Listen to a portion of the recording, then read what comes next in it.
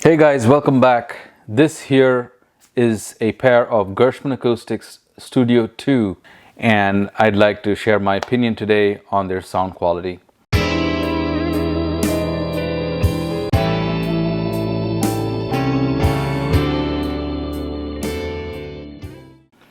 These Gershman Studio IIs are handcrafted in Canada. This pair is in gorgeous gloss black finish. And it has an MSRP of 5,500 USD. It's a big monitor. It's 17 inches tall, 10 inches wide, 15 inches deep. It's a two-way monitor, as you can see, with an 8-inch mid-range woofer and a 1-inch soft dome tweeter. The construction is of 1-inch thick HDF versus the usual MDF, and it's a sealed box. And as you can see, it is beautifully curved in the back. Frequency response is, for all practical purposes, full range from 28 Hertz to 24 kilohertz. I had them set up in my large listening room in the basement. Room dimensions here are 32 by 33 feet with a 10-foot ceiling. I had them about 7 feet away from the back wall, 9 feet apart, and my listening chair is about 8 feet away from both speakers.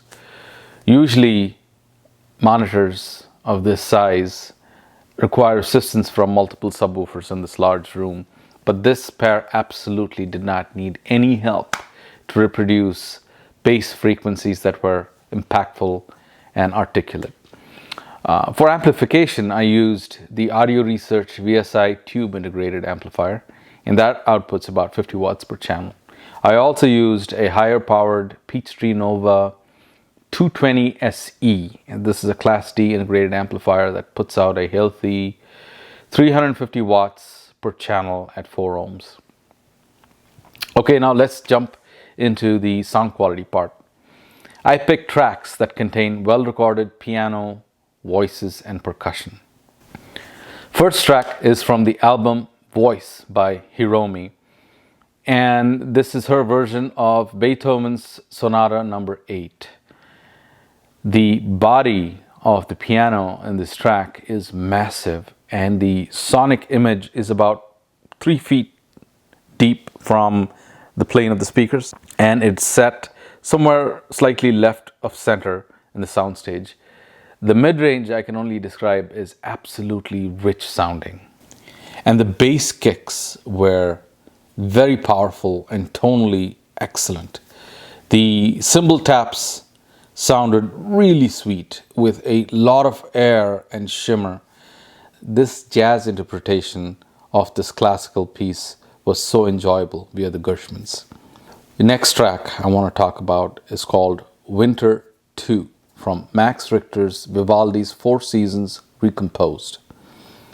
This track starts out with what seems like a mass of violins, a sea of violins, spread across the soundstage in a soft prelude.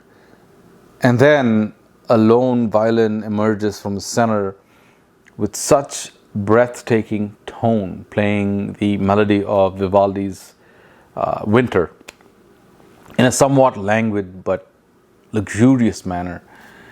And the Gershman's mid-range and higher mids reproducing the sound of this violin was so realistic, like you were being treated to a private performance.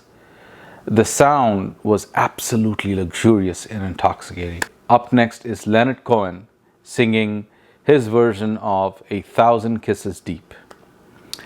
So yes, this track has fantastic bass and sound staging, but apart from all that, what captivates you is the spectacular vocal reproduction via the Gershmans.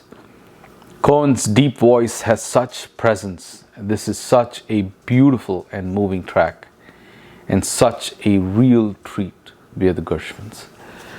Another excellent example of how well these Gershmans reproduce vocals is the song by Lou Reed called A Vanishing Act. The song opens with piano notes, and the effect of these notes just energize the room, It's like they're discharging tension into the air, into the room. And then Lou Reed starts singing, and the vocal rendition via the Gershmans is intimate, wet, and humid, and it's guaranteed to move you. Gives you a glimpse into his mind of how he seems to be yearning for a chance for a fresh start, for an escape. Very arresting performance, totally captivating. So let's talk about some comparisons here to speakers that I've owned and I still own. I like these quite a bit better than the Vienna Acoustics Mozart Symphony editions. These Gershmans simply have them beat doing bass and mid-range. I even prefer these Gershmans over some of the Harbeth models that I've owned in the past, which are the older SHL5 model and the newer Compact 7 XTs. While the Harbeths did a beautiful job with the mid-range and high frequencies, they simply cannot match, in my opinion, the articulate bass response strength of the Gershmans. Additionally, the Gershmans beat them in dynamics as well. So if you're looking for high-end monitors in this price range, you should give them a listen.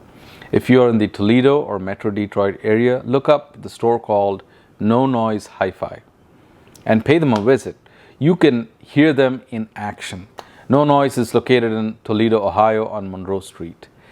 The Gershman studios are also quite room-friendly. I had mentioned to you the size of the room, but I also played them in my upstairs listening room. Given that these are sealed monitors, they perform quite well in medium-sized rooms as well, closer to the front wall.